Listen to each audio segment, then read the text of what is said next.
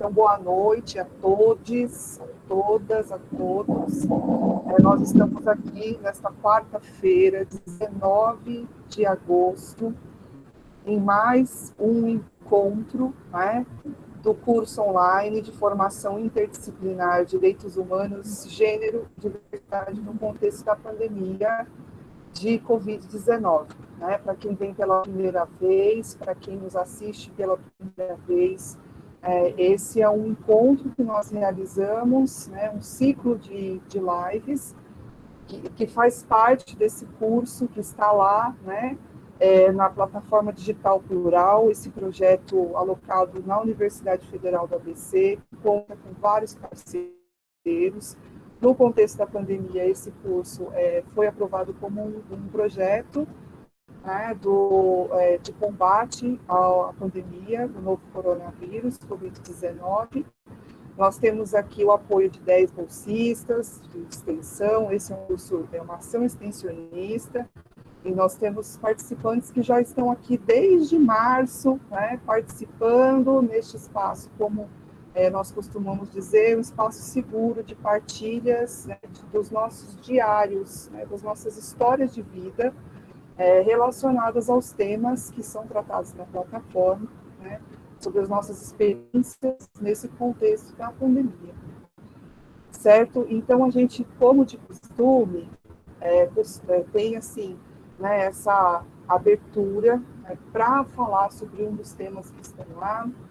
A gente trata sobre diversidades culturais, sobre as relações étnico-raciais, sobre a diversidade, sexualidades, que é hoje o tema, né, que vai aqui nos guiar nessa conversa, mas sempre nessa perspectiva, né, do interseccional, né, da interseccionalidade desses temas, né, dos marcadores sociais que estão, né, dos nossos corpos nas nossas vidas, e nesse contexto de pandemia, a gente sabe que essas questões, elas foram evidenciadas, elas sempre existiram, né, e elas nos acompanham nas nossas histórias, mas elas se evidenciam em várias outras histórias e nas nossas, né? Então, como a gente costuma dizer, as histórias, né, as narrativas de vida, falar dessa história que parece ser tão minha, é ao mesmo tempo falar da história de uma coletividade,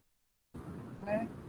E reconhecer, como muitos colegas aqui já apontaram, né, que essa diversidade nos constitui, e que o respeito e que a tolerância e que a convivência é algo que nós precisamos, de fato, colocar aqui nessa conversa para ouvirmos, acolhermos, né, essas histórias, tentar pensar um pouco sobre essas histórias para além desse espaço, né?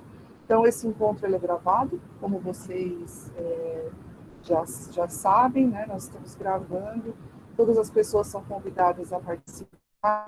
A Fila aqui, que é da Rede NEO, né, o Núcleo de História Oral, né, que fundamenta, assim, né, essa metodologia das histórias, né, da história oral, fundamenta essa perspectiva da plataforma.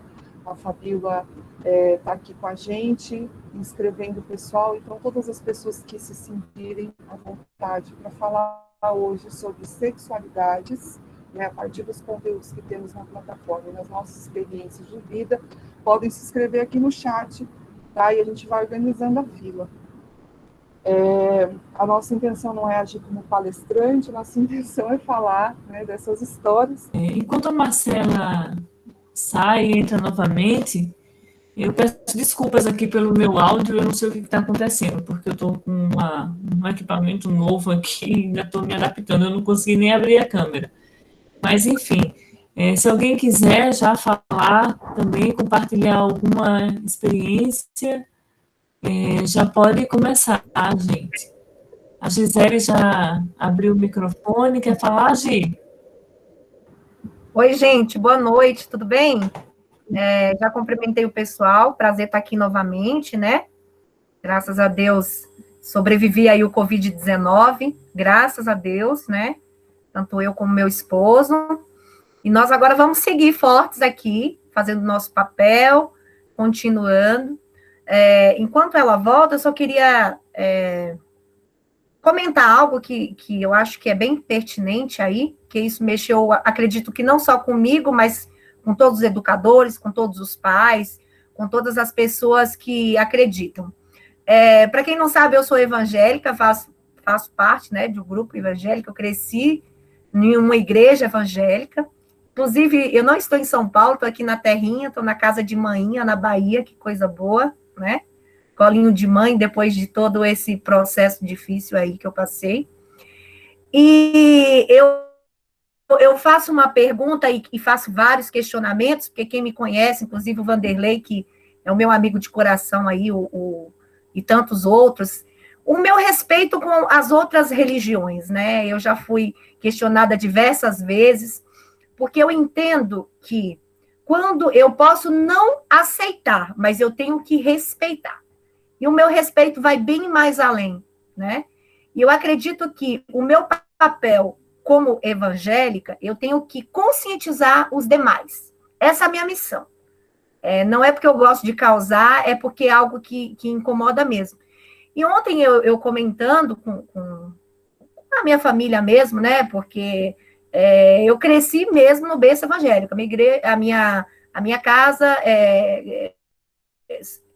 de obreiros, de pastores, o meu avô de fundadores de igreja. Então, assim, quando a pessoa vem discutir religião comigo, ele tem que vir preparado, porque eu já nasci lá no bercinho mesmo, então a gente vai para a guerra mesmo para discutir religião, porque eu acredito que hoje, em pleno século XXI, as religiões, né, que existem, que têm o poder de influenciar uma geração, de uma forma clara, de uma forma do bem, e aquilo me incomodou muito quando eu vejo os debates em várias redes sociais, inclusive até na nossa página do Facebook, uma criança de 10 anos, né, que foi violentada pelo tio nesse período todo, e o foco não foi no estuprador, não foi na pessoa que a violentou, que a causou todo esse trauma psicológico, que causou todo esse trauma.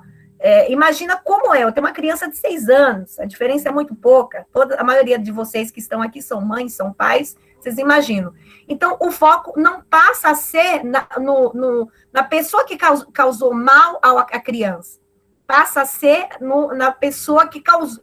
Não passa a ser no estuprador, passa a ser na criança. Isso é revoltante, né, para mim. E eu faço uma indagação assim, que eu questiono. Se Jesus estivesse na Terra hoje, de que lado ele estaria? Foi a pergunta que eu fiz para o evangelho, o pastor. E ele não soube me responder.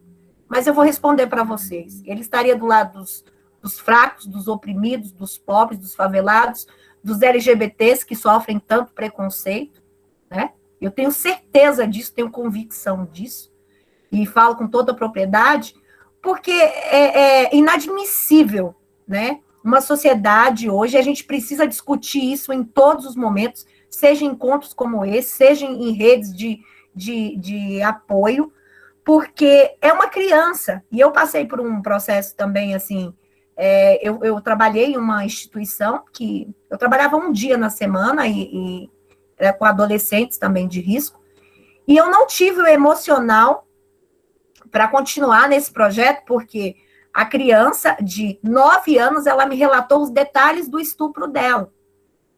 E aquilo mexeu tanto com o meu psicológico, tanto ela relatava os detalhes, que no outro dia eu pedi a demissão, porque eu tinha uma criança pequena, e eu ficava imaginando assim, o que aquela criança passou, né? Agora voltamos a nós. Quantas crianças que estão sob os nossos cuidados, eu falo isso porque eu sou professora de uma escola estadual, e tenho mais outros professores aqui também, quantos casos nós temos que não são divulgados? Né? Qual é o nosso papel? Qual é a nossa missão? É bater de frente mesmo com a questão dos evangélicos? Me desculpe se tem alguém aí evangélico que não se enquadra, que acha que eu estou errada, mas, assim, para mim, eu não represento, nesse momento, essas pessoas que não têm um olhar diferenciado para essa causa, né? Porque, na realidade, serão duas crianças, uma criança de 10 anos que vai dar luz a outra criança, né? Então, eu deixo, assim, a minha indignação. Eu não sei se alguém que também frequenta a igreja evangélica quer questionar, enfim, mas eu acho que acredito que mexeu não só com ela, que começou a relatar esse tema, mas eu acho que com todos os educadores que estão aqui. Gi, vocês me ouvem melhor agora? Sim. Ah, que bom. Bom, acho que é muito importante essa fala da Gi, e eu acho que não iria muito além desse início de compatíveis, né?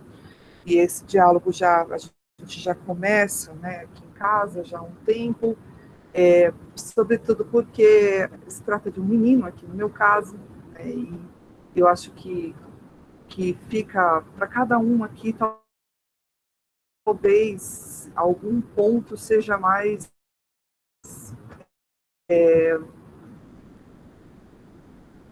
doloroso.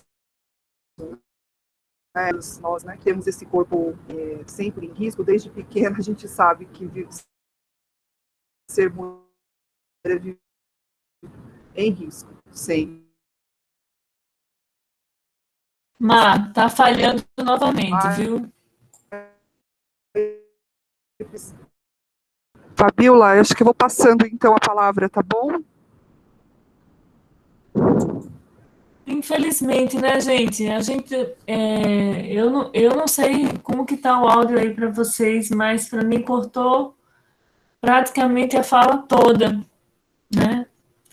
E o meu áudio também deve estar com algum problema hoje, não sei o que é, mas enfim. Tá cortando, e o teu tá com ruído mesmo. E o meu tá com ruído, né? Então é uma desgraça hoje. Vamos lá. Vamos ver alguém que esteja com áudio bom, que possa, então, dar continuidade. Valentina quer falar? Eu queria aproveitar a fala da Gisele, muito bacana a fala dela. Certo.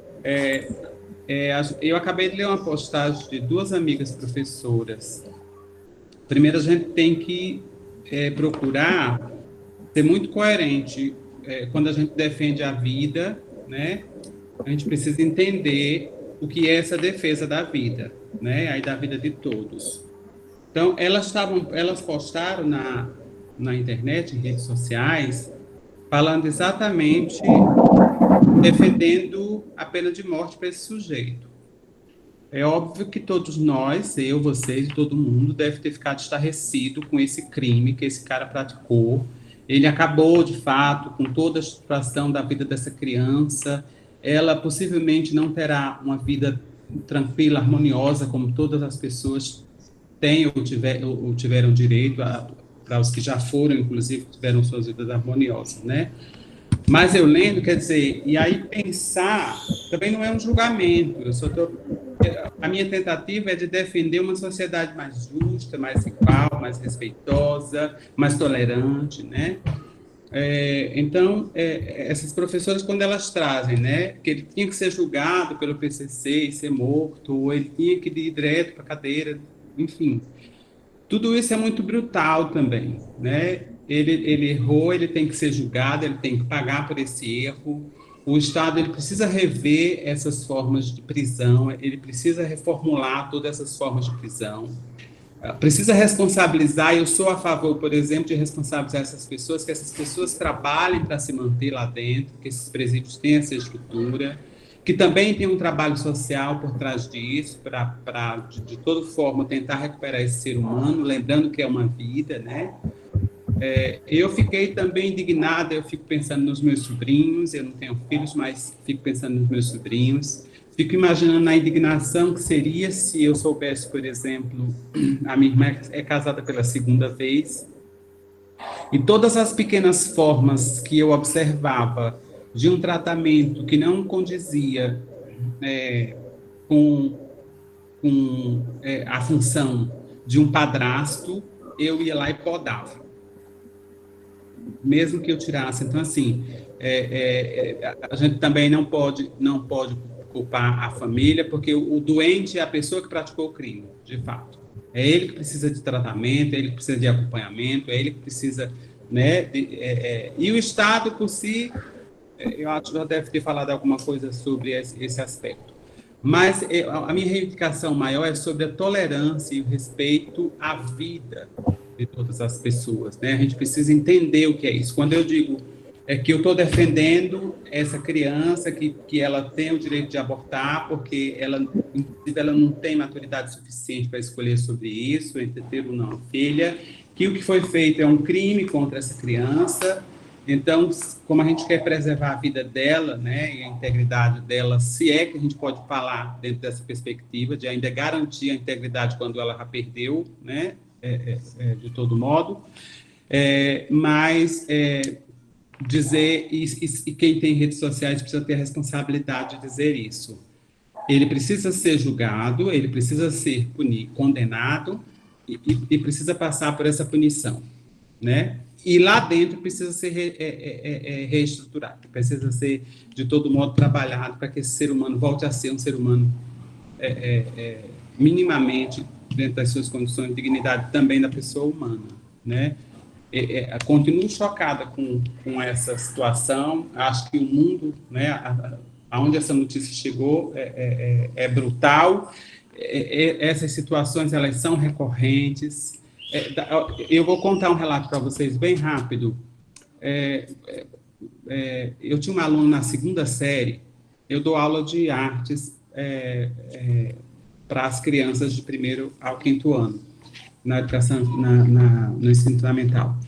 E uma criança na 2ª série, ela contava para mim que dormia muito tarde, era uma menina assim, super esperta, inteligentíssima, uma menina muito maravilhosa, sabe? Era uma aluna assim, encantadora.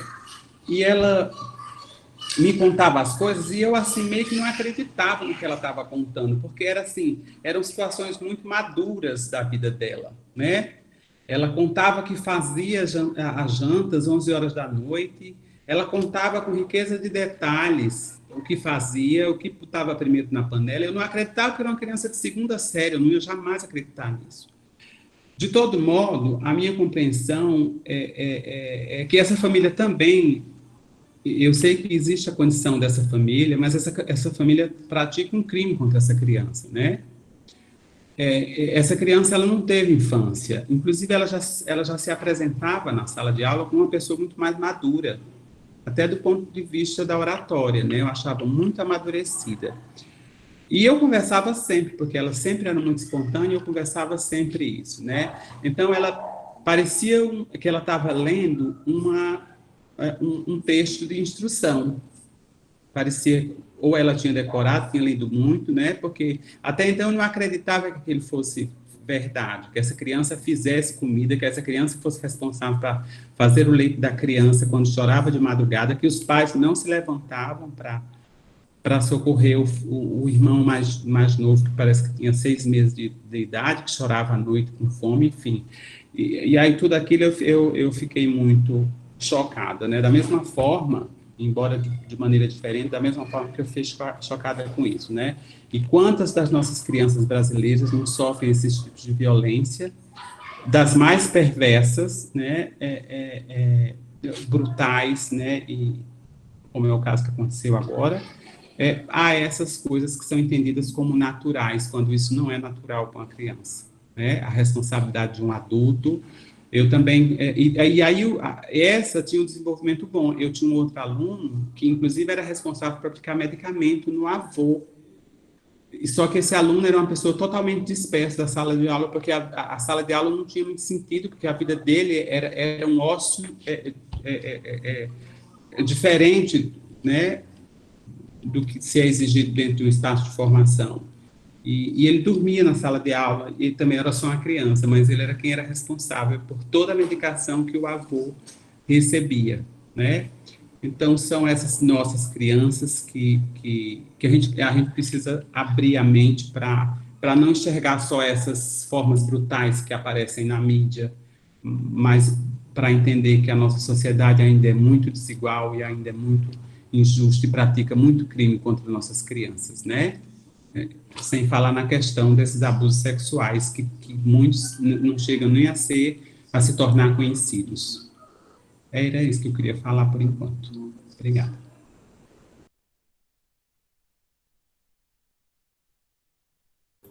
A Ive, né? Tá na fila para falar agora, a Ive? É isso mesmo. Aí, nossa, gente, meu áudio está demorando a entrar. Assim, tá tudo demorando hoje. Muito obrigada, Valentina, pela seu compartilhamento. A Gi também, né, que falou tudo, né? Isso faz a gente pensar, enquanto a Ive está abrindo aí, né, o quanto que é importante, né, nas escolas a gente ter, de fato, educação sexual, né? Falar sobre isso, orientar as crianças, né? Muito importante. Excelente partilha. Muito obrigada pelas falas, as narrativas de vocês. Ive. Oi, gente, boa noite. Eu queria falar sobre a questão, né, do processo da menina de 10 anos, que gerou uma repercussão muito grande, né, essa semana. E quando, eu não lembro quem foi que falou antes de mim sobre isso.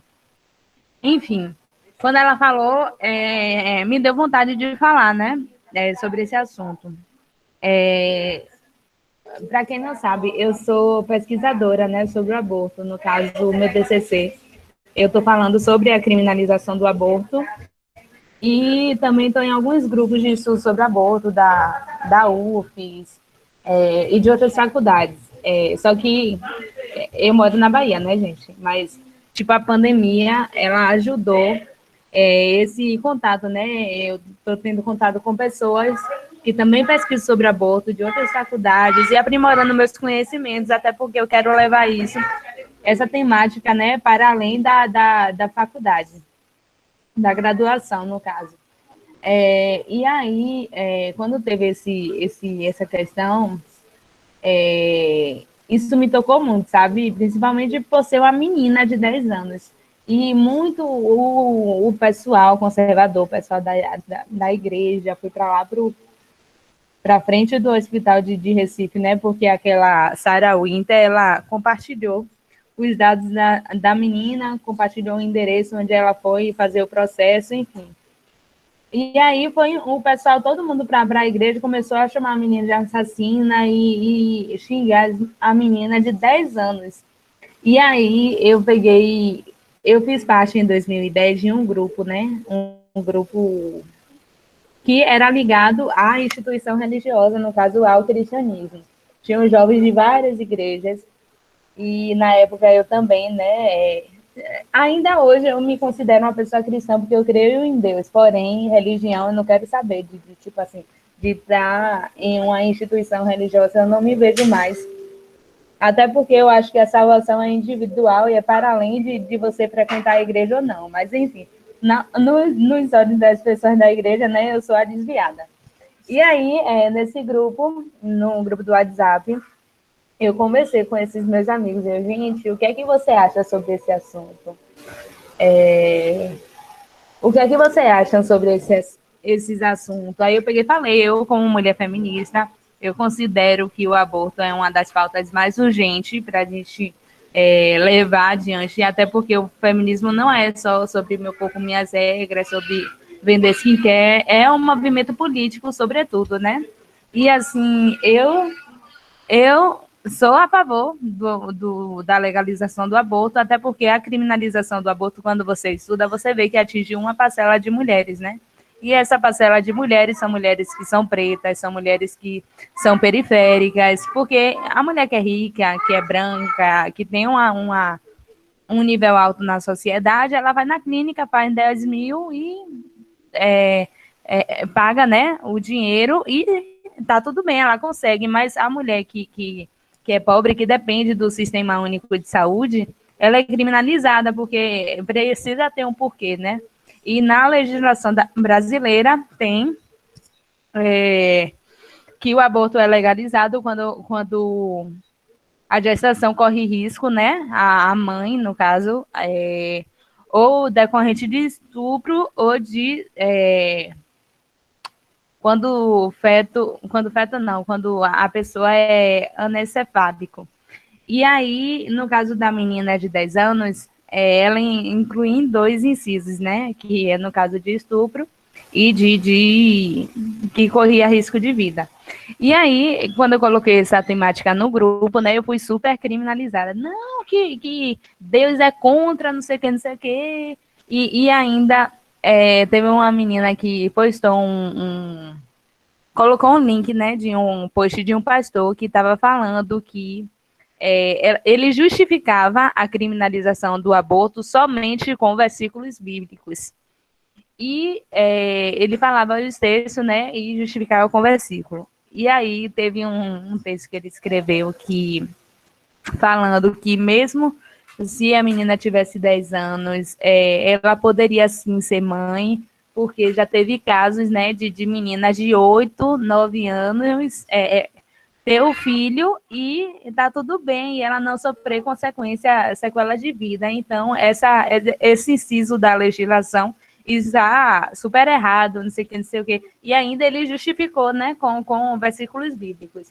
E depois ele falou que mesmo em gestações que é decorrente de estupro, é errado a pessoa abortar, porque aí ele coloca um versículo, né, onde fala que da traição que Davi fez à mulher dele quando ele ficou com a mulher de Urias. E aí que ele estuprou a mulher, né? Mas mesmo assim, Deus ainda levou a gravidez adiante, mas depois Deus mesmo que tirou o filho de Davi. Aí, tipo assim, ele tenta justificar que uma gestação decorrente de estupro é uma coisa, tá tudo bem. Vamos trabalhar, então, o cérebro da mãe, o psicológico dela, porque acarreta mais coisas no psicológico da mãe do que na criança. A criança não tem nada a ver com a violência que a mãe sofreu. E aí, tipo assim, eu fiquei horrorizada com... Ei, gente, por favor. Enfim, eu fiquei horrorizada, né, lendo aquele texto e perplexa também com as justificativas que as pessoas do grupo davam, porque mesmo... Deixa eu ir aqui para o quarto, rapidinho. Você já viu a luta, né, gente? Enfim. A gente que luta, né, Ive? A gente que luta. O que eu queria dizer... Quando eu vi as justificativas que as pessoas que estavam dentro da igreja, que seguiam uma determinada religião, né, que acreditam em um tal Deus, falaram no grupo que mesmo decorrente de estupro não era para abortar, porque... E aí vinha com justificativas pautadas na Bíblia, na palavra de Deus, né? Mas, tipo assim, se eu pensar... Eu penso que o aborto, ele é um assunto que você tem que debater com a ciência, e não somente com versículos bíblicos, até porque, se a gente pensar pelo pressuposto de que a Bíblia, né, ela existe há muitos tempos, já foi passada por muitas traduções, e quando a gente analisa a sociedade que a gente vive, que é uma sociedade patriarcal, uma sociedade, né, heteronormativa, então, eu suponho também que a pessoa que traduziu, ela pode muito bem colocar a tradução para jogar, né, para um lado que convém ela, para a gente manter essa ordem que a gente vive do sistema. Então, são coisas absurdas, gente. Aí eu falei assim, vocês estão falando disso até isso acontecer, né? Com um filho seu, com um parente seu, e aí você muda totalmente de ideia.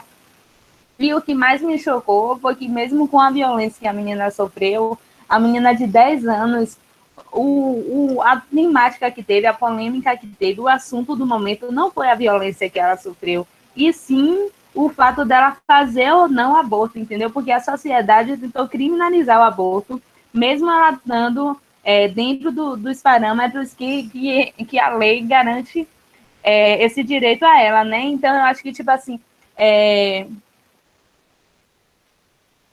eu fiquei muito, muito, muito chateada. Tipo, as eleições passadas, né, em que elegeram Bozo, eu já fiquei muito, muito entristecida e muito chateada com a igreja, com a instituição religiosa, e já peguei ranço. Então, tipo assim, depois desse assunto que teve aí, que eu vi que a maioria dos fundamentalistas, eles eram contra o aborto daquela criança, eram contra toda a violência que ela sofreu e a favor dela levar uma gestação adiante só porque abortar é pecado aos olhos de Deus. Eu fiquei muito, muito, muito perplexa, muito entristecida, enfim.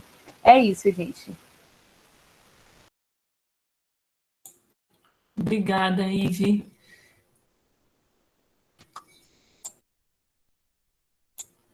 O meu fone também está cortando hoje. Obrigada, Hoje Ive. tá. Obrigada, Ive, querida. Hoje a Suzana se inscreveu. Se você quiser, Su, já começar. Oi, pessoal, tudo bom? Tá dando para me ouvir? Eu estou hoje falando aqui do celular, que o meu computador hoje entrou em greve.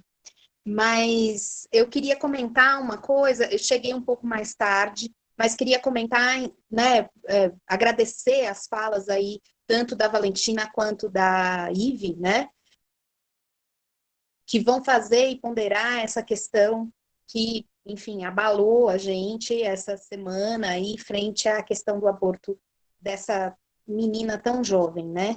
E eu queria só ponderar e mostrar, assim, um pouco o meu ponto de vista em relação a uma questão legal. Para além de uma questão ética e da infância e etc., como as colegas já falaram, e acho que elas têm total razão, compartilho, né, das questões que foram colocadas, eu acho que legalmente a gente precisa avaliar essa questão também.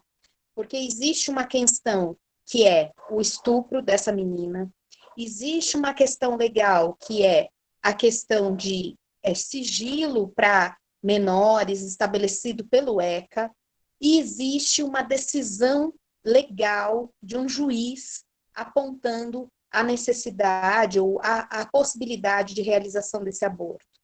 Então, a gente tem 3 condições legais que foram descumpridas. E por que eu estou falando isso? Porque em alguns momentos, eu acho que a gente vai ter que combater, e na escola é o lugar de combater, em termos de ideias, em termos de valores, né? Mas tem outras instâncias que a gente tem que combater com as leis que estão aí. E a gente tem algumas leis que nos asseguram condições melhores de vida, né? E de condições de vida. Então, o que acontece? Na decisão do juiz, não foi colocado que era uma obrigação, mas que havia a possibilidade, né? Havia a aprovação daquele aborto, caso achasse assim necessário a família. A família decidiu por essa criatura, né? Por essa criança. O Estatuto da Criança e do Adolescente defende essa criança e a coloca numa posição de proteção. E daí, frente a tudo... proteção essa que não foi conseguida ser... não foi garantida porque ela foi vítima de uma grande violência. Ou seja, a gente tem um descumprimento sequencial das leis nesse caso. Eu entendo que a gente tem que judicializar uma questão dessa. E realmente as pessoas que infringiram o sigilo dessa criança, infringiram, né, a lei no sentido de descumprir uma ordem judicial, né, uma questão jurídica, enfim, de se colocarem acima de um juiz. E todas essas questões, isso tem que ser visto, né? Isso tem que ser combatido, isso tem que ser denunciado. E eu entendo que nessa questão a gente tenha que discutir, sim, valores. Mas eu acho que a gente tem mais coisas ao nosso lado, né? Que é a lei, a regra que nos protege nesse sentido. Regras essas que foram resultado de conquistas de muitos movimentos sociais, de muita ação nossa. Então, é nesse sentido que eu queria lembrar essas questões, né? A gente não está discutindo sobre questões genéricas, a gente está discutindo em cima de coisas que a gente tem uma legislação que nos protege. Essa criança não estava praticando, fazendo uma ação ilegal. Essa criança estava sob a regra que é definida pelo Estado, né? Então, assim, em muitos momentos, a gente está contra a regra, né? Quando a gente quer alargar a regra para que ela inclua as pessoas que normalmente estão sendo excluídas dela, né? Mas não é esse caso. Esse caso, a regra nos protege. E mesmo assim, ela foi descumprida, né? Então, acho que a gente precisa também ter esse tipo de diálogo, né?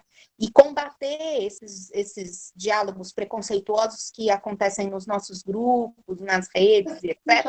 Nesse nível, falando, ó, a lei estabeleceu que A sim, Suzana já não chegou. tem menino, né? Então, agora vou deixar alguém aqui falar. Eu estou com o celular, né? Eu fico aqui entre o bate-papo, entre ver as carinhas de vocês, é uma coisa. Mas, enfim, não sei se tem mais alguém que tenha se inscrito aí. Por favor, falem. O Raimundo tinha se manifestado. É verdade, Marcela. Eu havia me inscrito aí. Bom, eu quero inicialmente cumprimentar as falas que antecedeu a minha entrada aqui, a Suzana, a Valentina, Gisele, Ive, né? E chamar a atenção assim, para o que elas mencionaram, que no caso a Gisele aqui falou do desvio do foco, né? Em vez de estar lá no sujeito que praticou o crime, o foco se virou para a vítima, não é? A Ive também mencionou a questão do foco, só que lá no caso da Ives, ela disse que o foco foi desviado para o fato de ter que abortar e não para a violência, para o cuidado que a criança teria que receber em função da violência. E aí eu vou fazer um link aqui com uma discussão que a gente faz lá na Escola Pública Democrática, no curso que a gente tem amanhã, o encontro ele acontece no dia de amanhã, que a Valentina mencionou uma questão muito sensível aí, que é a questão das violências, né? Então, eu gosto muito de falar isso com as minhas alunas em relação à violência, quando a gente entra nesse debate do feminicídio, de que o feminicídio ele é o fim da violência, né? Ele se caracteriza como basicamente o fim da violência. A violência, de fato, ela começou quando o sujeito quis controlar a roupa da menina, quando ele quis ver a agenda do celular, não é? Quando ele forçou um beijo, né? Que às vezes a menina não queria. Então essa violência começa aí. E ela vai ganhando força, ganhando corpo e desenvolve lá num homicídio, como a gente tem visto muitos por aí, né? Então talvez a violência contra aquela garotinha ela começou anterior ao fato consumado, né? Que foi o indivíduo que já tinha uma ficha extensa, né? Estava em liberdade condicional, já tinha uma ficha extensa de crimes, que acumulando crime. Então, o fato dele ter chegado até ela representa uma falha do Estado já, né? Então, a gente, antes de pôr ele no banco dos réus, nós temos que pôr sempre o Estado, né? Porque o Estado, ele é o que se apresenta de forma mais incompetente aí. E aí ele surge de várias formas, né? A gente vê aí na televisão, inclusive as pessoas que usam do Estado para continuar essa violência. Então, lá na Escola Pública Democrática, quando a gente chama a atenção para a sensibilidade dessas crianças que chegam sistematicamente todos os dias na escola, isso e mais outras coisas que a Valentina falou, que é a questão do sono. Não é? É uma coisa muito simples, gente, que a gente precisa ter muito atenção com o sono das crianças em sala de aula. Não é? E tem que ter um olhar muito apurado para elas, porque elas ficam diferentes, né? Então o sono, ele pode, o sono na sala de aula, ele pode representar um monte de coisas. Pode representar essa questão da criança dormir tarde para fazer, cuidar da casa e de tarefas que não são da responsabilidade dela, mas que um adulto acaba atribuindo a ela, né? Casos práticos dos quais eu tenho um conhecimento visual e trabalhei com crianças desse tipo que moram em favelas e eventualmente tem um bar que fica aberto até tarde, né? Mora num bequinho ali ou outro que o traficante passa a noite inteira entrando e saindo para pegar droga para vender pro playboy que encosta o carro ali na rua, né? E outras, um caso de alcoolismo em casa, né?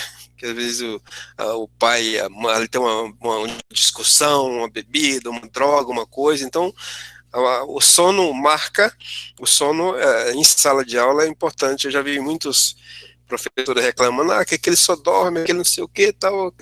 Às vezes tenta até culpar a criança, mas, puxa vida, vamos criar um espaço de diálogo, vamos criar uma aproximação, vamos ser um pouco mais empático e abrir a janela para que essa criança se aproxime de você e se sinta segura para relatar o que de fato às vezes está acontecendo com ela. Então, quando a gente aborda essa questão da escola democrática, a gente pensa na sala de aula, no sono na sala de aula, a gente pensa também nas relações da criança no ambiente familiar e no ambiente geográfico em que ela está ali, que muitas vezes não contribui para um crescimento saudável para ela, não é? E aí, mais uma vez, a gente tem que pensar sempre no Estado também, que o Estado tem que ir para o banco dos réus. Por quê? Falta habitação, falta segurança, falta educação de qualidade, falta políticas públicas de assistência à família, não é? Falta políticas públicas onde a gente possa colocar o maior número de pessoas, o maior número de diversidade nos espaços em que faz o primeiro atendimento das crianças e jovens, porque se você vai isso vale para todos, gente, vale para todos os grupos que aqui estão representados. Então você vai numa delegacia, é um homem que está lá, geralmente é um homem branco, não é? Você vai num posto de saúde, chega lá, é um médico branco que às vezes vai te atender, né? Então, assim, eu acho que é um trabalho bem complexo, mas que é preciso pensar em colocar nas instâncias de poder o maior número de pessoas, a maior diversidade possível, não é? Para que você tenha um olhar mais sensível, para que o atendimento seja feito a partir de um olhar mais sensível e empático de quem possa, de uma forma ou de outra, compreender as dificuldades de quem está chegando, naquele atendimento. Então, acho que isso dá conta da gente pensar uma escola e uma sociedade mais sensível ao sofrimento humano. Aí a gente fecha colocando a escola como sendo o espaço mais seguro, como um dos elos da rede de proteção que seja mais seguro, porque lá tem muita representação, dentro da escola tem muita representação, né, olhando para uma sociedade de negros, mulheres, trans, todos os tipos de diversidade. Então, acho que é um local mais seguro onde a criança possa ter o primeiro colo, vamos dizer assim, a primeira acolhida, né? A primeira acolhida.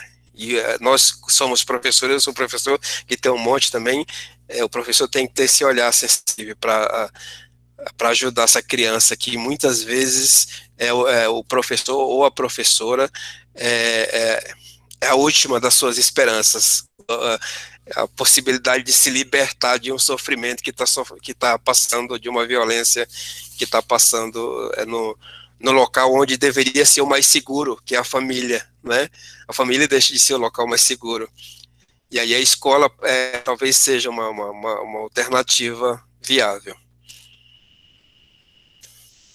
Passa a palavra. Eu acho que não tem ninguém inscrito. Então, Temos mais inscritos, mas alguém gostaria de... vou só fazer um elogio público aqui, né? Já falei aqui no chat, mas da sensibilidade, da organização das ideias aí do Raimundo, é isso mesmo, né? E eu vou contar um caso aqui também, aproveitar. Lembrei um caso que não aconteceu comigo, aconteceu com meu marido, mas ele veio um dia da escola, né? E essa questão da violência, né? Do sono, não sei o quê. E ele veio um dia da escola, ele é professor da educação básica, né, professor de geografia, e chegou triste, muito triste, porque um aluno dele estava com um corte no braço. E o corte estava aberto, mas tinha um ponto, assim, o corte tinha sido costurado e estava aberto novamente. E daí ele olhou e falou assim, mas o que aconteceu com você, né? Daí ele falou assim, foram os policiais. Os policiais viram que eu estava machucado, foram lá e cortaram a costura que tinha sido feita no posto de saúde. E ele estava sangrando, né? E daí meu marido falou, não, você tem que ir para o posto de saúde, isso tem que ser costurado novamente, né? Não pode ficar assim aberto, que você vai adoecer. E daí chegou, comentou na sala dos professores, e alguns dos professores falaram assim, mas é o fulaninho, né? O fulaninho, não sei o quê. Como se o fulaninho valesse menos, ou fosse menos importante, né? Enfim. E, evidentemente, esse aluno um aluno que tinha muito sono, que não tinha um rendimento escolar esperado, né? Como bom. Enfim, uma série de coisas que acabavam fazendo com que o olhar dos professores para esse aluno ficasse mais duro, né? Fizesse com que ele fosse visto de uma outra maneira, né? E daí ele saiu aquele dia, foi para o posto de saúde, enfim, fez um novo curativo naquele machucado, naquele corte, né? E o meu marido disse que não perguntou por que estava o corte, o que tinha acontecido, nada. Que ele tinha que tomar conta. E era um aluno que era difícil de conversar, segundo meu marido. Ele era muito arredio, muito, assim, reservado nas palavras que tinha, né? E a partir desse momento, ele passou a se abrir, a conversar muito com o meu marido, né? E passou a falar algumas coisas e chegou a dizer por que estava com aquele corte, e contou um pouco dessa história que estava por trás, né? Mas que ninguém se interessava em ouvir e ninguém se interessava nem em olhar esse aluno com um outro olhar, né? Nem com um olhar mínimo, né, da saúde daquele corpo, né? Quanto mais de saber por que aquele corpo estava sofrendo. Então, eu gostei muito da fala do Raimundo, né? Porque eu acho mesmo que os professores eles têm que desenvolver esse olhar um pouco mais afetuoso aí, né? E ter a noção de que tem uma história por trás daquele corte, daquele sono, daquela criança, né? E a gente tem que dar esse suporte porque essas crianças estão pedindo socorro, né? Então, é só para isso. Obrigada, Raimundo, por nos lembrar dessas questões. Tem inscritos? Tem inscritos? Acho que Blue Dot se manifesta. Valentina, depois você gostaria? Sim, meu amor, por favor. Tá bem. Então, Blue Oi, Dot pessoal. e depois Valentina. Tá bom. Boa noite a todos. Meu nome é Ana Lúcia, aqui meu computador está com esse perfil, Blue Dot, né? Eu não consegui mudar, problemas técnicos. Bom, eu queria falar sobre dois aspectos do que a gente conseguiu conversar até agora a respeito dessa questão do estupro, né, da criança. O primeiro deles, né, eu queria retomar um pouco a fala do professor Raimundo, sobre esse olhar mais sensível, né, dos professores. Eu sou professora de educação infantil, e do olhar mais sensível em direção ao nosso público, né, as crianças. Eu acho que, assim, de maneira geral, eu sinto que os professores, eles acabam desenvolvendo um olhar mais sensível em relação às crianças, né, que atendem, aos adolescentes. Porém, assim, eu queria só uma especificação, né, que não é só o olhar, né, acho que o curso, ele dá uma condição da gente, a gente tem o olhar, tem a sensibilidade, mas o que fazer com aquilo, né, e até retomando um pouco a fala da professora Suzana, porque é importante conhecer também as leis, porque se existe um mecanismo de abuso, né, no meu ponto de vista, já existe todo um agrupamento de pessoas que eles estão já, a dinâmica do convívio daquele grupo já protege, né, o abusador, né, é um tabu que aquela família, aquele grupo familiar, ele vai tentar esconder a todo custo aquele rombo estrutural que existe naquele grupo familiar, né, e muitas vezes a gente vai entrar em contato com isso, que é uma coisa altamente já defendida por aquele grupo de pessoas, né, na dinâmica deles, e o que fazer a partir disso, né? Então, assim, a gente entra, a pessoa que se torna o professor, né? Porque ele vai para um embate muito severo, né? Em questões muito, muito difíceis, né? Então, a gente vê nessa discussão social que uma coisa que, de repente, poxa, a criança tem 10 anos, ela foi abusada pelo tio, né? Uma coisa de uma natureza muito brutal.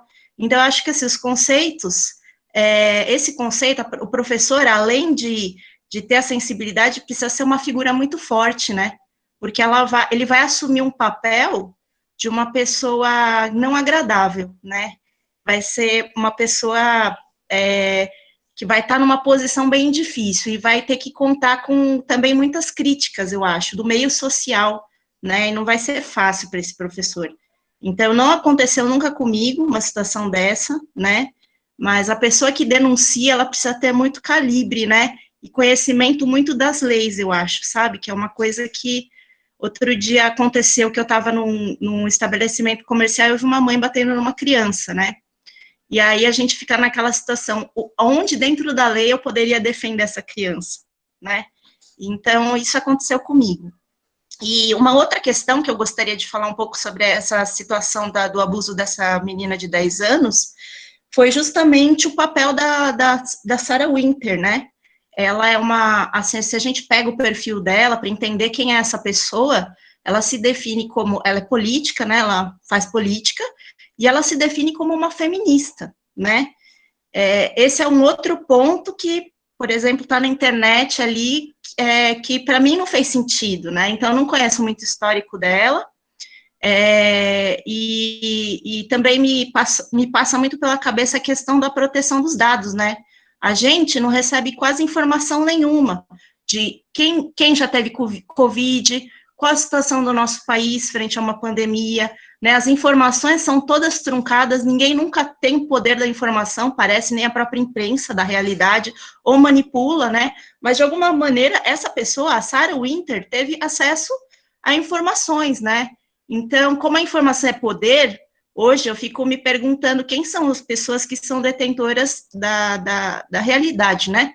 E das informações, onde está o meu nome, a minha privacidade, de todos nós, né? Eu fiquei bastante preocupada com essas questões. É isso.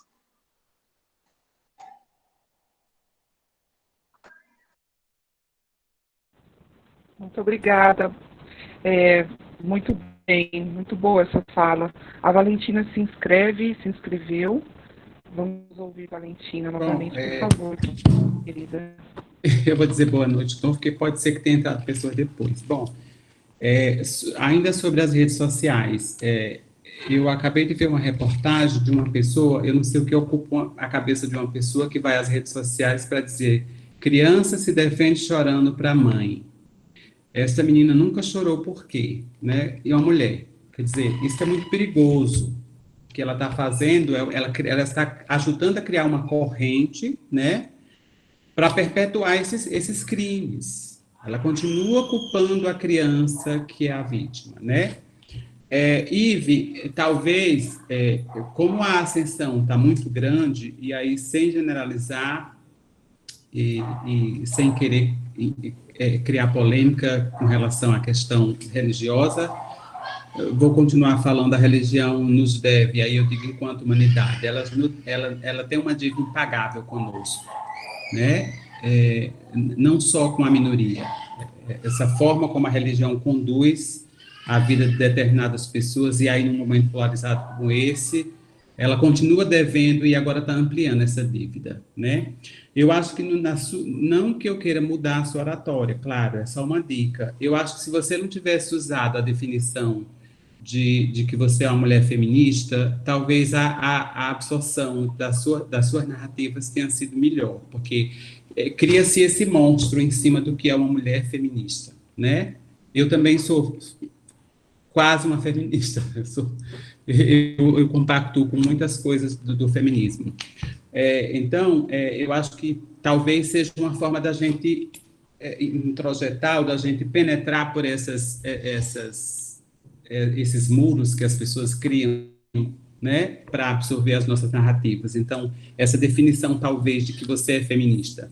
Essa já e aí, como está gravado, eu vou dizer, essa Sara, não sei das quantas, ela é uma marqueteira, ela é uma estrategista.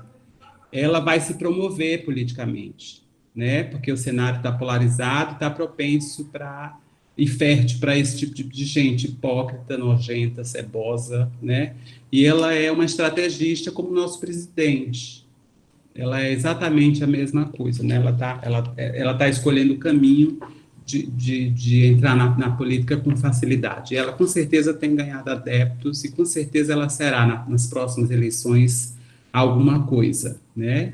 Porque a nossa sociedade perdeu um pouco da identidade e de consciência, né? Também parabenizar a fala do Raimundo, ele traz muito do nosso ócio, do nosso fazer dentro de sala de aula, dessa nossa preocupação também. Eu queria contar um caso para vocês sobre uma criança, eu não sei nem se eu já contei, eu estou tão perturbada que ontem eu fiquei, não sei quanto, meia hora tentando entrar no curso, viu? Eu jurava que ontem era quarta-feira. Então, eu não estou muito boa da cabeça, não. Mas eu vou contar um relato para vocês, uma experiência que eu tive com um aluno, que foi meu aluno desde a primeira série. Esse aluno, eu dava aula de artes para esse aluno, desde a primeira série, e esse aluno, toda a vida que eu propunha que ele fizesse alguma coisa, que a sala fizesse, né, ele sempre fazia alguma coisa adversa ao que eu tinha proposto. E eu criei uma certa antipatia a esse aluno, quer dizer, eu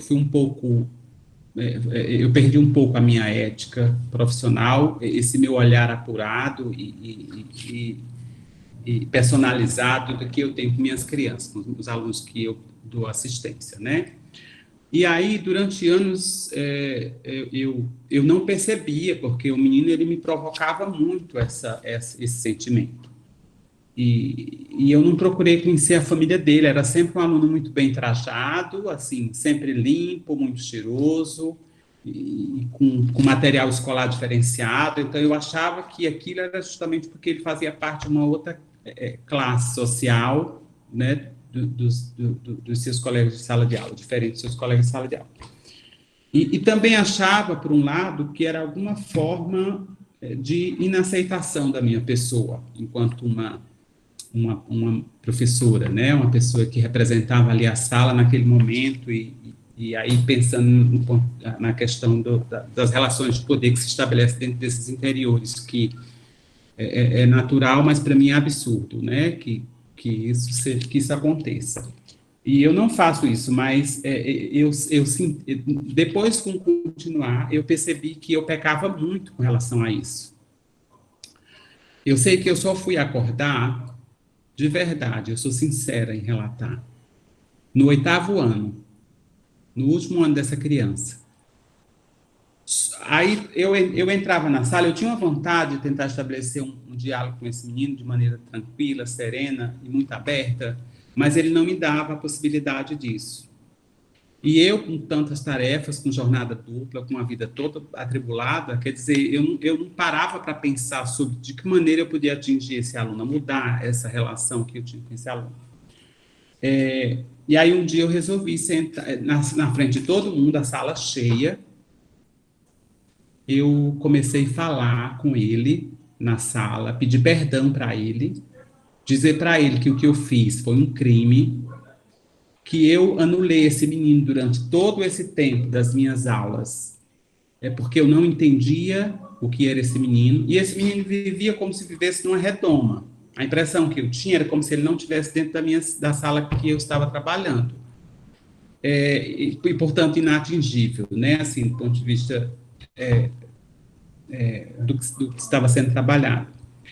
Mas quando eu me abri para esse aluno, quando eu disse a ele que entendia, quando eu disse a ele que ele estava, inclusive, além da minha expectativa, quando eu disse a ele que eu não tinha capacidade de entendê-lo, quando eu disse a ele que foi ele responsável para trazer esse meu amadurecimento profissional, de ter essa capacidade de absorção do que era essa relação, né? O menino ficou tão livre, tão espontâneo, que vocês não queiram acreditar. E a minha sensação, eu chorei, a minha sensação de liberdade, de ter cumprido meu papel, ainda que nos últimos anos desse menino, né? Mas, assim, de toda forma, que às vezes eu chegava a ser ignorante com ele, porque se eu propunha desenhar, ele queria criar quadrinhos, se eu propunha quadrinhos, ele queria pintar, se eu propunha pintar, ele queria recortar e colar, enfim, tudo que eu propunha, ele fazia o contrário, né? Enfim, então, de todo modo. E esse menino foi no início ainda do último ano dele, e ele pegou um amor por mim, assim, né? E eu disse assim, eu sei do seu potencial, eu sei da sua capacidade, eu acompanho o seu material de escola, você sabe que eu vejo isso, e agora eu estou em público reconhecendo o seu potencial. Eu espero que você siga a sua vida com toda a emancipação, que você siga a sua vida sem esses arranhões que ficou nessa nossa trajetória de vida, né, aqui dentro da escola. E esse menino, ao longo dos dias, ele me encontrava, me abraçava, sorria, coisa que nunca tinha acontecido, né? Então, assim, eu não me perdoei, é claro, né? Porque isso, para mim, foi um crime que eu fiz. Isso eu não me perdoei. Eu sei que é do meu... imagino a dupla jornada, imagino todas essas questões que implicam diretamente a nossa vida e a nossa qualidade de trabalho. Um outro caso aconteceu com um aluno, com uma aluna, que era de inclusão. E os professores precisam ficar muito atentos a essas brincadeiras. Na verdade, toda forma de preconceito, ela parte de um ponto com um fundo de brincadeira. E isso vai se cristalizando, se naturalizando. Isso é muito preocupante, né? Então, eu cheguei na porta, eu fiz assim, aí eu fiz assim, pá, porta fechada. Né? E não abriram. E eu, pá, e a porta fechada, não abriram.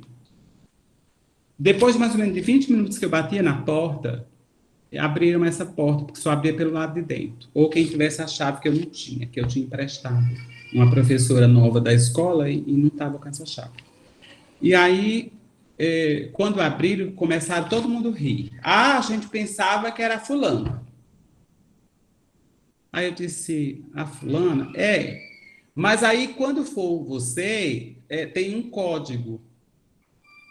Pam, param, pam, pam, pam. Aí eu ia tomar café, eu voltei, engasgada. Aquilo ali entrou assim em mim, assim, como, sabe, uma coisa assim muito... Eu não acreditava no que eu estava ouvindo de profissionais em educação.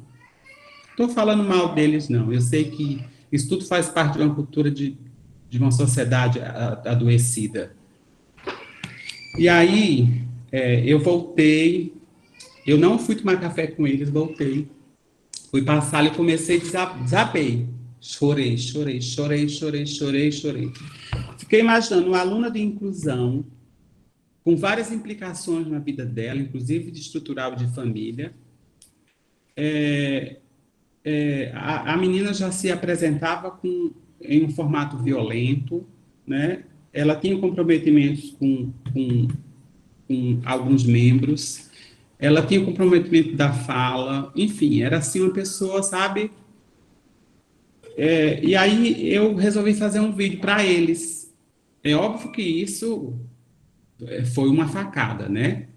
Quando eu fiz o vídeo, eu disse assim, olha, eu passei a minha vida inteira na escola e o que essa criança vive hoje, eu vivi no passado. Eu estou falando de uma pessoa de 45 anos, né? Então, a gente precisa mudar esse formato de escola. Não dá mais para conviver com esse tipo de gente, esse tipo de, né, de prática.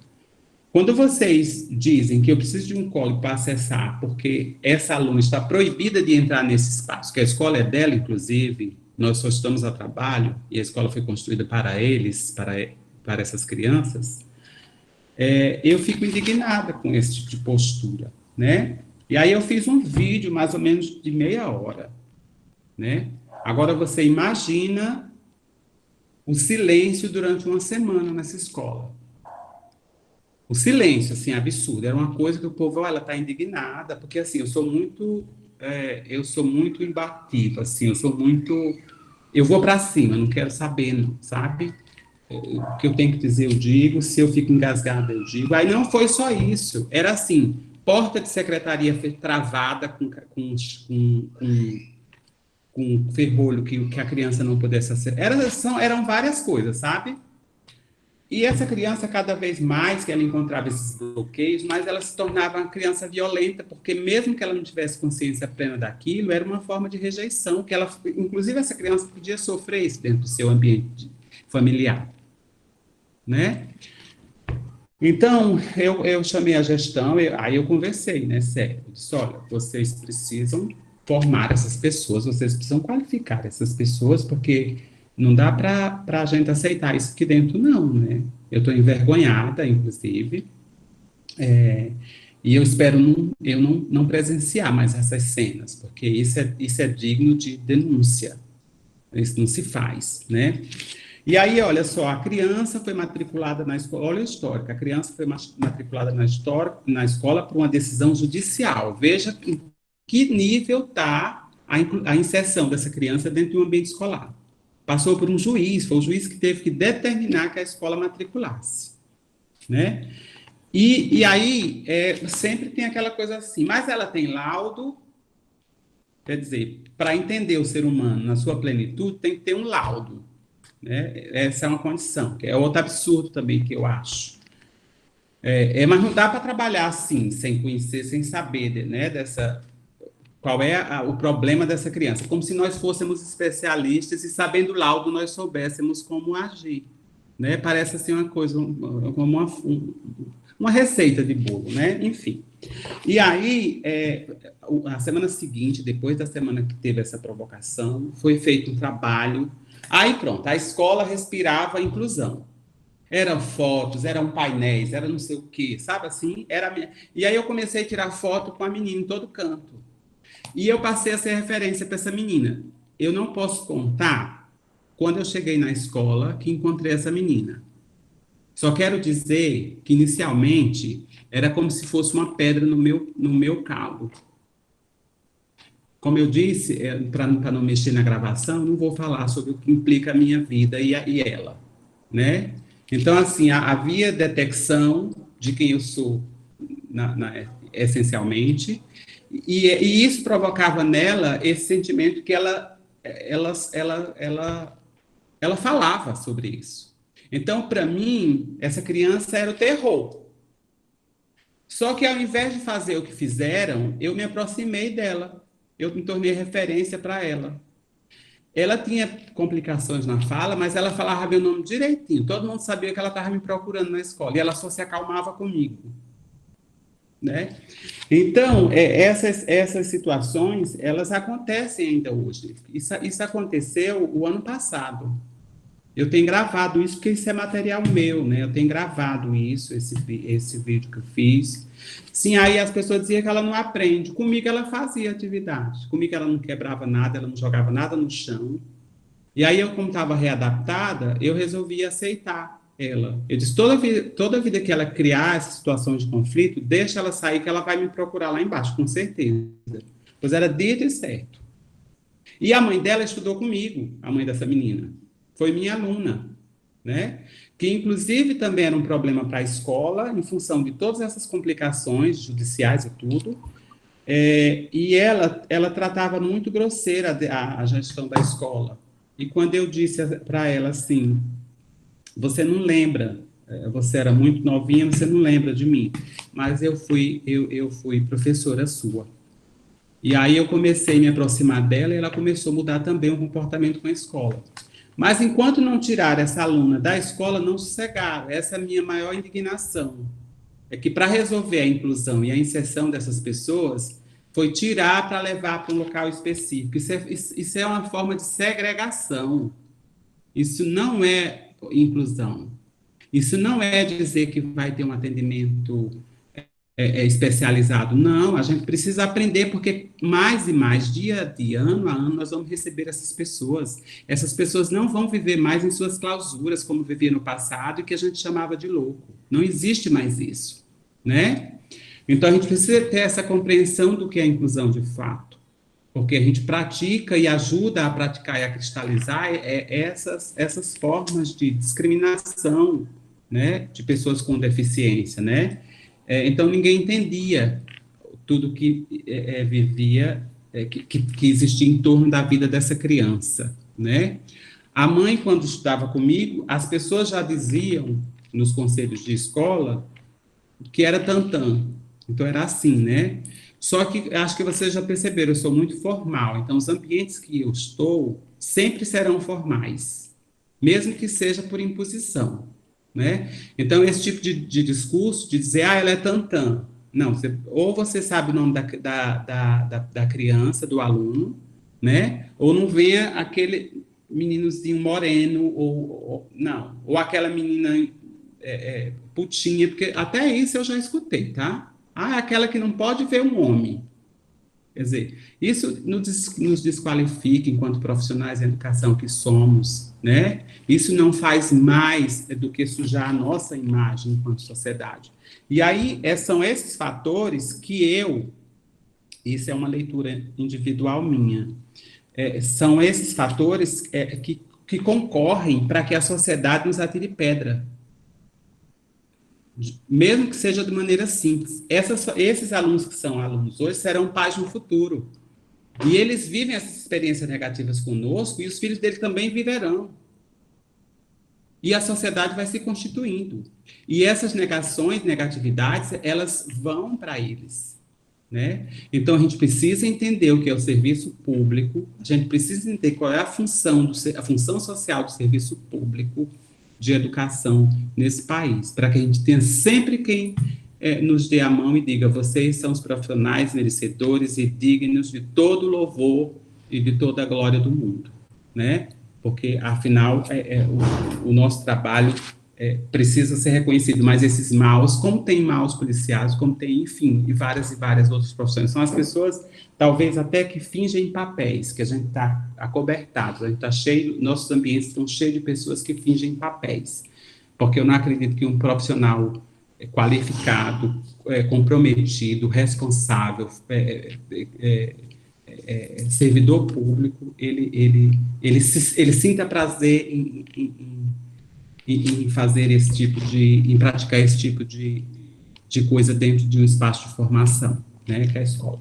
Então é isso, eu vou deixar para os outros também, que talvez até minha fala tenha provocado nas pessoas vontade de falar. Viu, Ive? Fala aí, que eu falei de você, quando eu fui concorrer ao mestrado uma vez, a professora disse assim, não diga o que você é, pelo amor de Deus, senão você vai perder a vaga. Então, nessa sociedade louca, insana, a gente não pode dizer que é feminista, não, né? A gente pode até, na nossa fala, deixar que isso transcorra de maneira natural, mas sem dizer que é feminista, porque se disser que é feminista é o monstro, é o diabo, é contra Deus, é contra... Enfim, aí vem todos os rótulos que você possa imaginar que a religião nos atribui. É isso.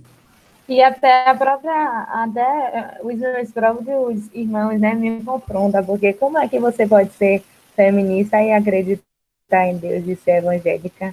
Aí eu falo, não, eu acredito em Deus, eu ser soberano, mas acredito também. Não deixo de acreditar nos outros deuses, nos orixás, entendeu? Isso, tipo assim, porque eu sou contra todo tipo de desrespeito, seja ele de sexualidade, seja ele de gênero, e seja ele também de religião. E quando a gente vê as religiões que mais sofrem intolerância religiosas, são as religiões afro-brasileiras, entendeu? Dentro dela está o candomblé, a umbanda. Então, eu sou contra todo tipo de desrespeito. Então, você vai me ver ouvindo uma música aqui, como é que fala? Uma música, às vezes, que fala de Oxalá, tipo assim, mas eu continuo acreditando em Deus, entendeu? O fato de eu acreditar em Deus não também faz eu me achar superior a outras pessoas, como tem muitos evangélicos que se acham, né, superiores porque eles seguem tal religião. Então, eu sou anti esse Inclusive, negócio. eles também sofrem discriminação, os evangélicos, viu? É, Alguns sobre merecidos e discriminação, outros não, mas eles também sofrem. sobre A única religião discriminação, que não sofre é a católica. A católica não sofre, não, é soberana. não, sobre religião também, o pessoal que é adepto, né, ao catolicismo pelo fato de acreditar nos santos. Tipo assim, uma parte da igreja protestante discrimina os católicos por acreditar nos santos, por acreditar em É Maria, verdade. enfim. Eu sou católica e Então, sou discriminada por isso. Sou muito justamente. discriminada por isso. Por acreditar em Nossa Senhora, sou muito discriminada. Muito e muito. E dizer que eu sou adoradora de santos, de imagem. Muito mesmo. Porque tem uma parte da Bíblia que fala, né, sobre isso. Então, Eu também as pessoas... sou, eu também adoro.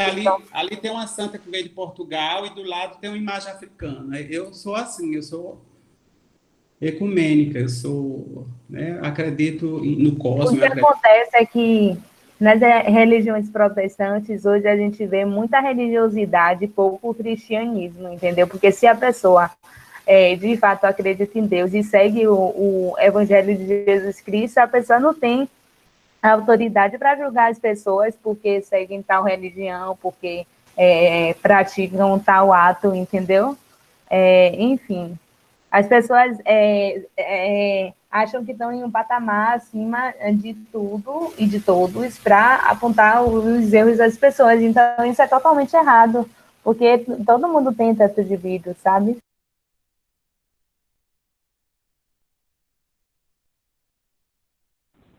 Muito bem, Ive, Valentina, obrigada, né, pelas falas. Aqui no chat, a gente também aqui teve algumas histórias. A Lúcia Lins escreveu aqui, não sei se ela gostaria de abrir o microfone e contar para todo mundo, né? Mais alguém aqui, a Jandiara falou que está gostando muito de ouvir as histórias também. Está aberto, gente, para a gente falar, para ter mais gente aqui também contando as suas histórias. Vamos lá, Lúcia, você não gostaria de falar também, contar essa história que você teve aqui com a sua aluna? Eu pedi a minha inscrição, mas tem pessoas que pediram antes de mim no chat. É bom olhar o chat, que algumas pessoas se inscreveram. Boa noite primeiro, né? Boa noite a todas e todos. Heloísa, daqui de Vitória. Então, antes de mim, eu acredito que tem alguém que se inscreveu. É bom olhar aí no chat.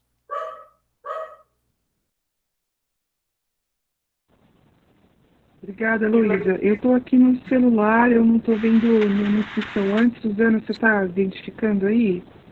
Então, a Heloísa pode falar, né? Mas eu acho que a Heloísa podia falar, e se tiver alguém que tenha se inscrito, pessoal, posta de novo, por favor. Às vezes a gente prestando atenção nas histórias acaba perdendo. Desculpem. Daí a Heloísa fala e na sequência, quem for se manifestando, a gente vai registrando. Prometo. Então, vamos lá. Peço desculpa aqui, eu gosto sempre de olhar, né, a câmera das pessoas e me mostrar, mas eu tive no início, saí, não consegui voltar, enfim. Foi uma briga aqui com o computador e com a plataforma, mas eu não consegui voltar a minha câmera. Então, acolher a todas e todos, dizer o quanto que escutar vocês me ensina, já agradecer esses momentos de aprendizagem, né, dessa aula de escuta, o quanto que ouvir as narrativas nos fortalece em diferentes espaços. Para quem não me conhece, algumas pessoas estavam no último encontro, sou Heloísa, Elô, moro em Vitória, Espírito Santo, coordeno a Comissão de Educação e Direitos Humanos, sou uma mulher preta, com corpo periférico, feminista, e aí eu preciso demarcar esse lugar enquanto mulher. A gente tem estudado várias mulheres negras, né? E aí Chimamanda, Conceição Evaristo, que nos ensina a dizer, a iniciar dizendo quem somos. Então, eu preciso já demarcar esse lugar de fala, como diria Djamila Ribeiro, e hoje, falar que somos feministas é uma questão política. Então, eu preciso demarcar essa posição diante desse desgoverno, de retrocessos significativos nos direitos humanos. Cheguei a escutar e eu tive a oportunidade de acompanhar aqui em Vitória a situação da criança de 10 anos, eu não sei se é a mesma que vocês estão falando, a criança de São Mateus, que é uma criança preta, que mora numa periferia, que mora em condições familiares com as avós, em condições, né, de uma estrutura social carente, e que essa criança, a partir de situações que vivenciou de uma violência, né, isso falada por ela desde 6 anos, ela dá uma mexida, não só com o Brasil, mas a nível internacional, e a gente pensa o quanto que existem inúmeras dessas crianças por aí, e que muitas vezes não chegam até nós. Demarcar o quanto essa estrutura machista, patriarcal, sexista, ela nos forma e, ao mesmo tempo, ela contribui, né, para essas questões de violência.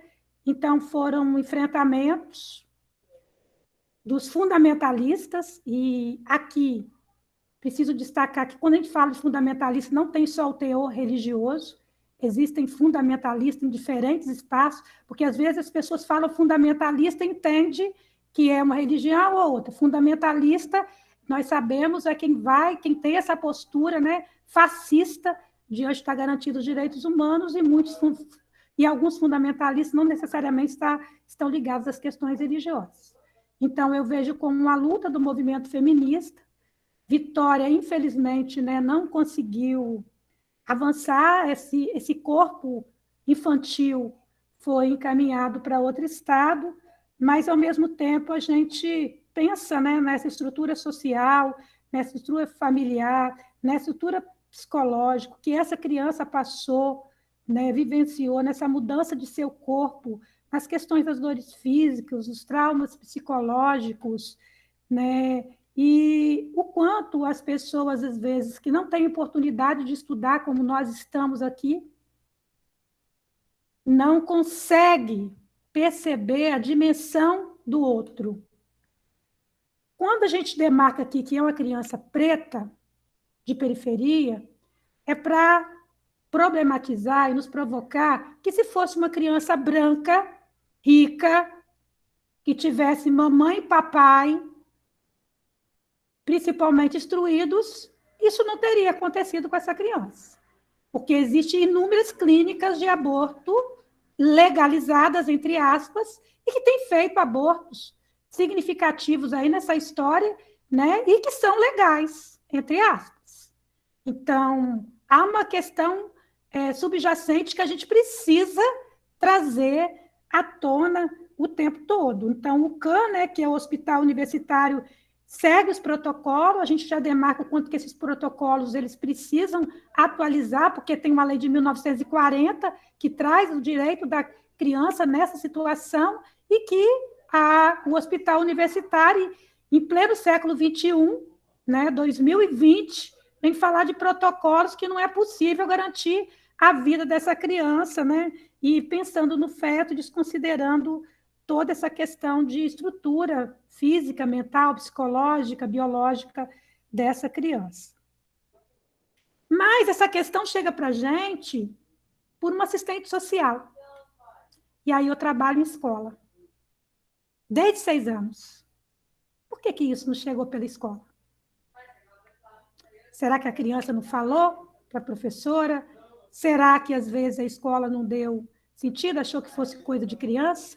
Então, a gente poderia aqui, né, conjecturar inúmeras situações, mas dizer que quem denunciou foi uma assistente social, não foi a escola. E aí a gente precisa falar do nosso lugar enquanto escola. Temos escutado as crianças? Como que a gente lida com as questões de violência? Será que, às vezes, a gente não finge que ouve? Para não, né, não trazer desconforto? Ou a gente passa para a diretora e pedagoga e fica por isso mesmo, e elas não tomam nenhuma atitude, e a gente continua no silêncio? A gente denuncia quando chega a situações como essas? Ou a gente reproduz, né, esse lugar da escola que, historicamente, né, que é reproduzir as desigualdades sociais, como diria Saviani já há muito tempo, e a gente continua reproduzindo esse lugar das desigualdades sociais. E aí, eu estou num coletivo também feminista, que é o Lapivim da Universidade, que é um grupo de pesquisa da Universidade Federal do Espírito Santo, que se debruça pesquisas de violência contra as mulheres, e, nesse caso, também contra as meninas. Num universo de umas 35 pesquisadoras, nós temos 2 mulheres pretas nesse grupo de pesquisa. Então, muitas vezes, quando fala de violência, né, a gente não percebe o quanto essa questão, né, desses diálogos, né, desses corpos, precisam vir. E aí, o feminicídio não termina com a morte. Não termina. O genocídio da população negra não termina com a morte. O genocídio de mulheres pretas não termina com a morte. Porque tem o luto. As violências que as filhas e os filhos dessas mulheres passam. Né? Desses corpos pretos, as mães da juventude negra passam. Então, esse discurso, né, que o feminicídio termina com a morte, a gente precisa ressignificar, entendendo que a morte não é o fim do feminicídio. Né? Ela é um momento que a gente precisa pensar, inclusive, em políticas públicas, para atendimento a essas mães da juventude negra, para as famílias dessas mulheres cujos corpos são exterminados, como também da população preta de uma forma geral. A família, gente, que coisa, né? Tem pessoas que têm coragem de ligar para a família, para a avó, para ameaçar, oferecer ajuda. Por que não oferece ajuda em outros tempos? Né? Por que não oferece ajuda incondicional? Não. E pessoas chamar a menina de assassina. Isso é o cúmulo do absurdo.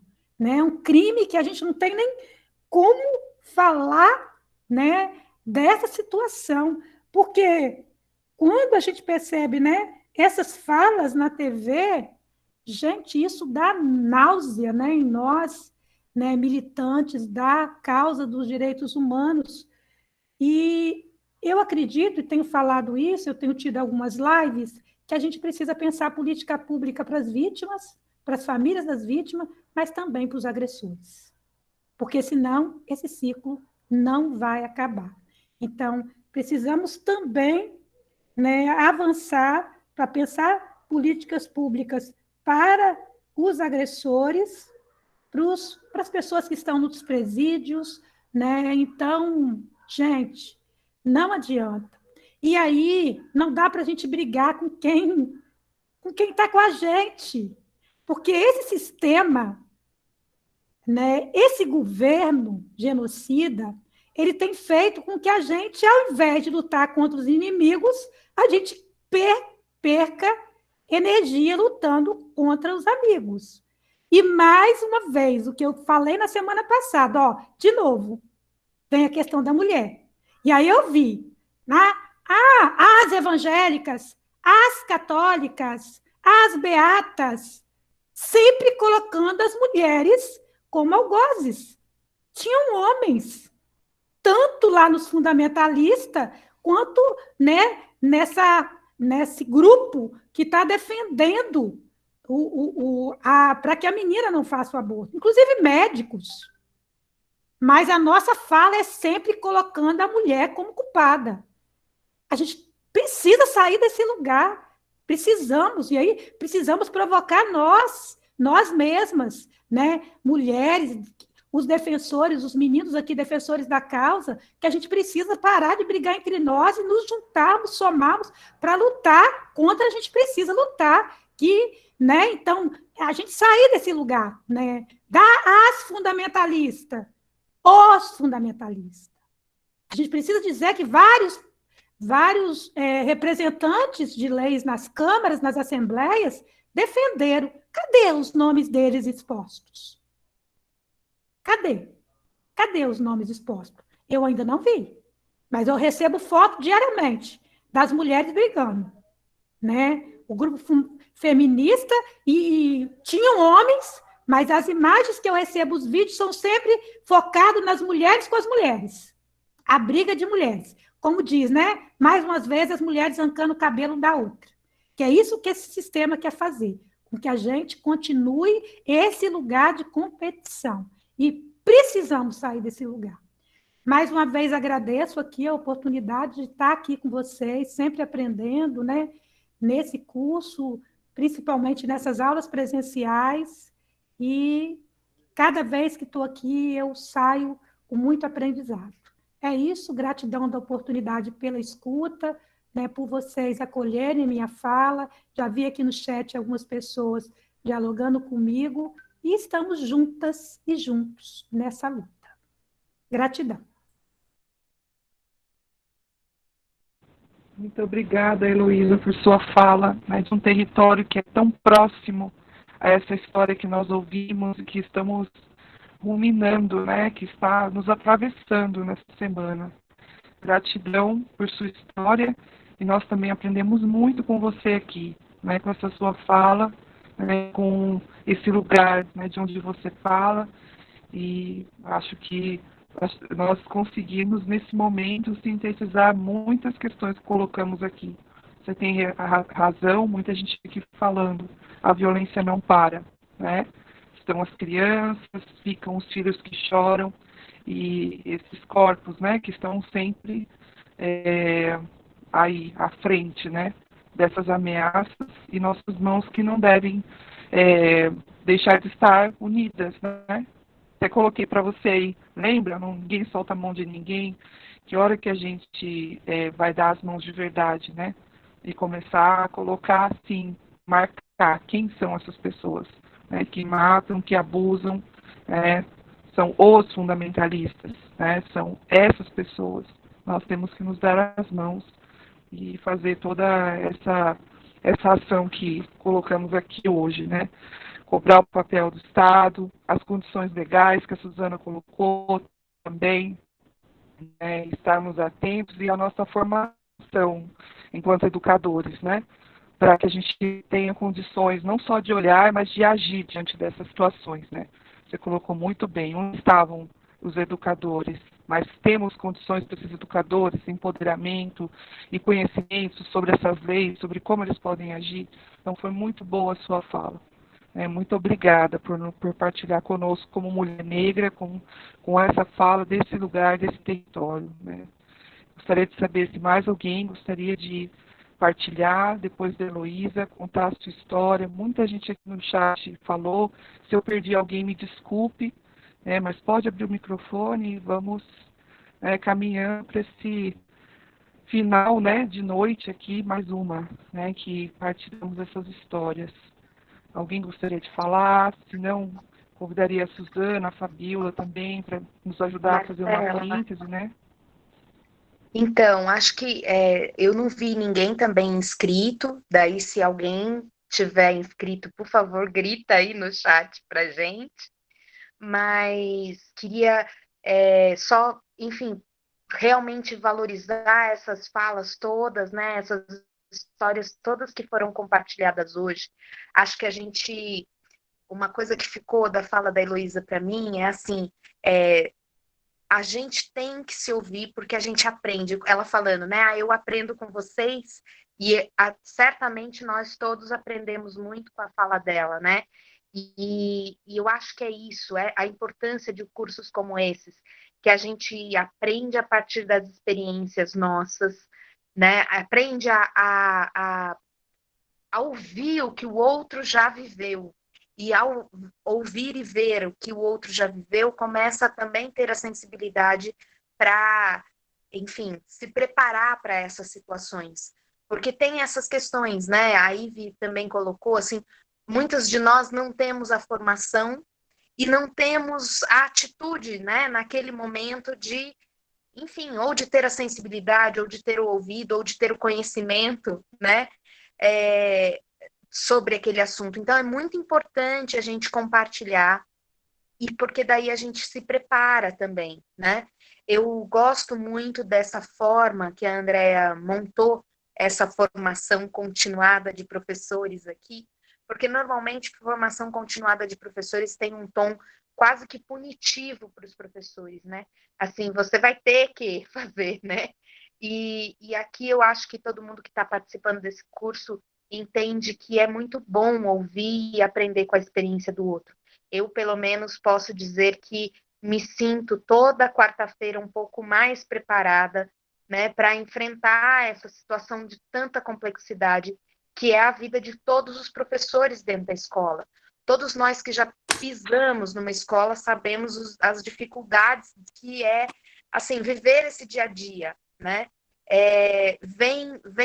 Vem questões que muitas vezes a gente tem nenhuma condição, né? Assim, nenhum preparo, nenhum pensamento anterior para resolver aquilo, né? Então, o quanto é importante para a gente ouvir as histórias, né? De Heloísas, de Valentinas, de Ives, né? Que faz com que a gente veja, olha, foi assim para ela, né? Isso funcionou, vamos tentar. E o Raimundo, né, também, que colocou uma questão tão importante para a gente entender também que muitas vezes por trás de uma história tem toda uma vivência muito complexa e que a gente não pode julgar pela aquela aparência primeira, né, de cada questão. E uma outra coisa que eu gostaria de destacar, que eu acho que foi falado já, duas coisas já foram faladas em outros encontros, mas que é muito importante, essa questão da religiosidade, né, que a gente fala, a religiosidade é uma dimensão fundamental da vida humana. Então, acho que é importante que a gente baixe as nossas resistências, muitas vezes, né, a uma ou outra fé, mas entenda que a religiosidade é fundamental, mas que ela é parte da união, da comunhão de todos nós, e não da divisão de nós, né? E que ela deve servir para nos colocar juntos, e não para nos separar, e não para a gente estender o dedo e apontar o outro como ruim, chato, feio, enfim. E uma outra questão que a Valentina colocou, que é a questão da inclusão, né?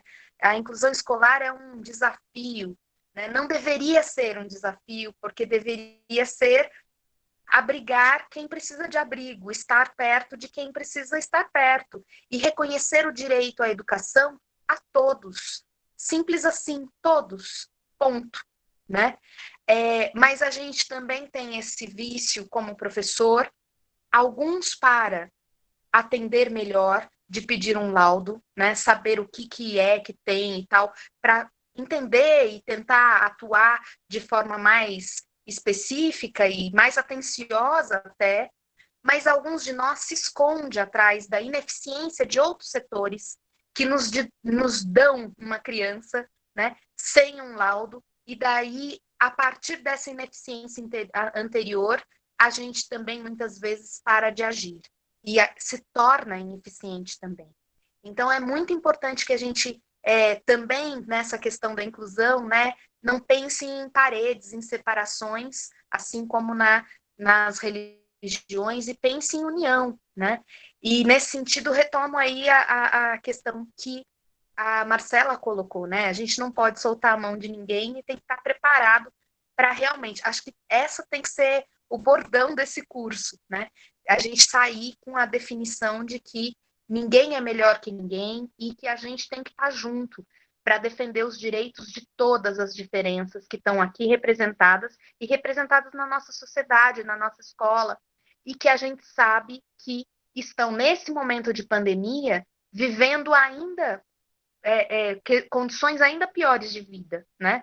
Essas diferenças, elas se transformam em desigualdades, e desigualdades que são cada vez maiores. E esse caso que a gente trabalhou e conversou sobre ele, dessa criança, ela mostra, né? Esse caso mostra essas desigualdades potencializadas aí. Então, enfim, de uma sociedade, como a Valéria está falando aqui, de uma sociedade que é cruel, mas que não é um órgão que paira, né, Valéria? Porque cada um de nós é parte dessa sociedade também. E se, ao mesmo tempo, a gente é formatado por ela, e somos, em grande parte, eu, às vezes, repito frases que eu falo assim, meu Deus, de onde veio isso, né?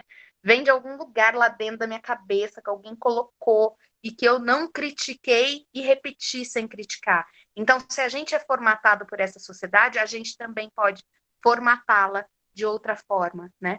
E eu acho que o exercício que a gente faz nesse curso é dessa, né, tentativa de mudança, porque a partir do momento que a gente reconhece que a mudança é necessária, a gente tem que estar preparado para fazê-la, né?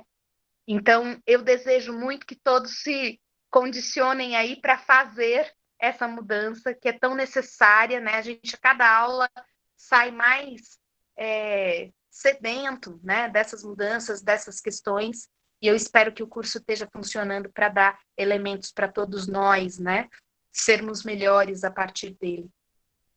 Se não tiver ninguém inscrito, vou dizendo minha boa noite aqui, não sei quem mais está aí, quer falar alguma coisa.